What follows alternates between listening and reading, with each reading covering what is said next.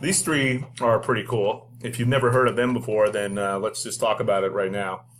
The top one is a botnet or a robot network.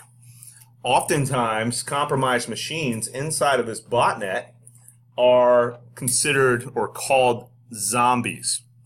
You will see all of those words on the exam. So botnet, maybe robot network, or zombies on the exam. Okay? And the way that that works is usually over an internet relay chat.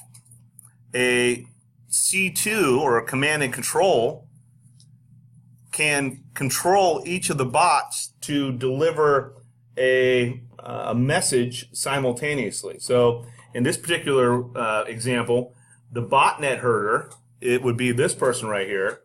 They have a server, and essentially each one of these are zombies out here that they control. And let's say that you wanted to overwhelm a system, like, I don't know, somebody wanted to take down WikiLeaks, for instance, and you have a botnet.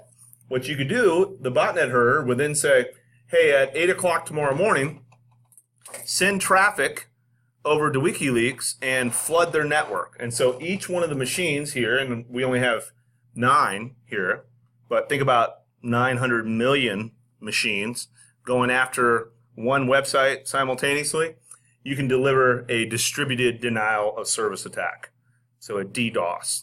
And essentially, you affect directly the availability of any operating system or a web server that's out there. So botnets are used. Typically, you get people to download things, images, using steganography, maybe a video, or anything. It could be a game. It's just a little tiny tidbit that's put and hidden into a program that actually runs and functions. And then that botnet herder then has control of your machine. Ransomware is something that has been huge lately. You remember probably about 2 months ago, the WannaCry ransomware came out. We've had a few clients this year that have had ransomware issues that we've had to go and help. And it is very, very difficult to pull data off of a hard drive after it has been encrypted. So that's typically what you'll see people do, is attackers will call them up, pretend like they're from the help desk, get you to give them remote access to your machine, and then when you get remote access to your machine, they end up taking over, run a couple commands, and then get you to reboot. And when you reboot, your hard drive encrypts, and then they're the only one with the password. And at that point, you're screwed. It kind of sucks.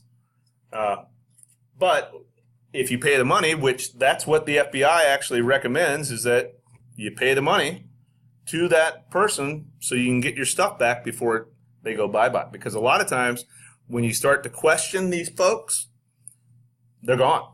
And then you're totally screwed. So I don't know if I would recommend that because I don't know if you want to pay. We are able to recover most of the information off of a encrypted drive. So keep that in mind that you could probably do that as well. The last thing here is a rootkit. We talked about this the other day, but it gets inside of the administrators and users that have elevated privileges, some of the more kernel level, like the firmware, the hardware, maybe into the virtual machines, which we'll talk about later.